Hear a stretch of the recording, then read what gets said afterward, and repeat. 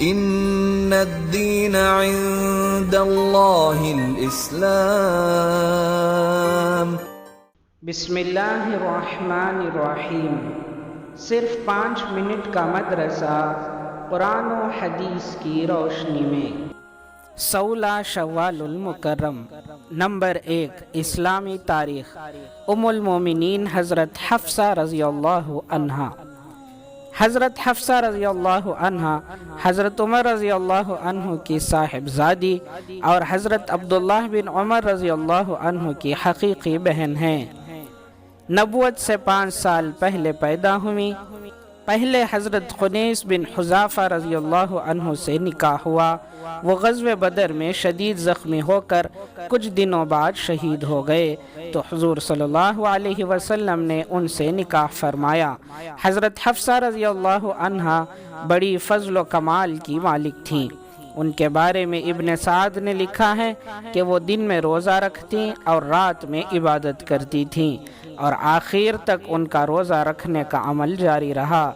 اختلاف سے بڑی نفرت کرتی تھیں، دجال اور اس کے فتنے سے بہت ڈرتی تھیں۔ انہیں علم حدیث اور فقہ میں بھی مہارت حاصل تھی۔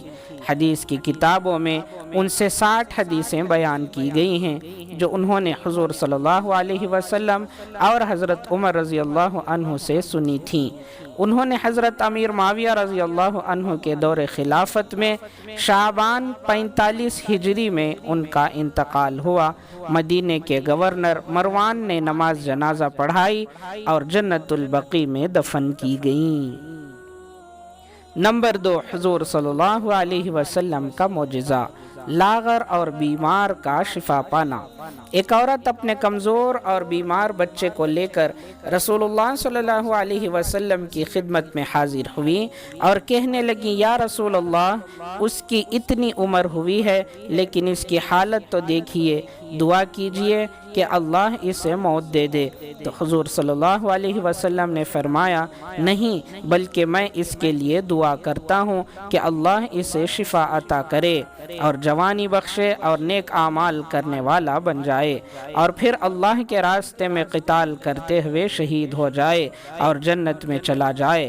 چنانچہ حضور صلی اللہ علیہ وسلم کی دعا کی وجہ سے اللہ نے اسے شفا بخشی اور جوانی پائی اور نیک اعمال بھی کیے، اور پھر اللہ کے راستے میں قتال کرتے ہوئے شہید ہو گئے اور پھر جنت میں داخل ہو گئے۔ نمبر 3، ایک فرض کے بارے میں، مسجد میں نماز ادا کرنا۔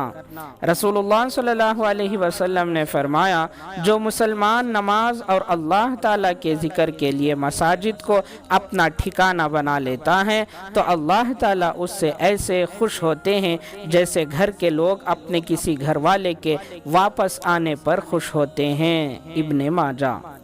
نمبر 4، ایک سنت کے بارے میں، جہنم کے عذاب سے حفاظت کی دعا۔ جہنم کے عذاب سے بچنے کے لیے اس دعا کا اہتمام کرنا چاہیے۔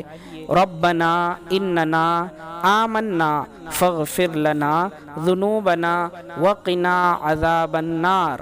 اے ہمارے پروردگار، ہم ایمان لائے ہیں، لہٰذا ہمارے گناہوں کو معاف کر دیجئے اور ہمیں دوزخ کے عذاب سے بچا لیجئے۔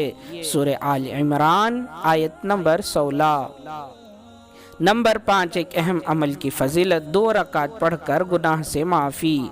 رسول اللہ صلی اللہ علیہ وسلم نے فرمایا، کسی نے کوئی گناہ کیا اور پھر وضو کر کے نماز پڑھے اور اللہ تعالیٰ سے اس گناہ کی معافی مانگے تو اللہ تعالیٰ اس کو معاف کر دیتا ہے۔ ترمذی۔ نمبر 6، ایک گناہ کے بارے میں، معجزات کو نہ ماننا۔ قرآن میں اللہ تعالیٰ فرماتا ہے، جب ہمارے رسول ان پہلی قوموں کے پاس کھلی ہوئی دلیلیں لے کر آئے تو وہ لوگ اپنے اس دنیاوی علم پر ناز کرتے رہے جو انہیں حاصل تھا۔ آخر کار ان پر وہ عذاب آ پڑا جس کا وہ مذاق اڑایا کرتے تھے۔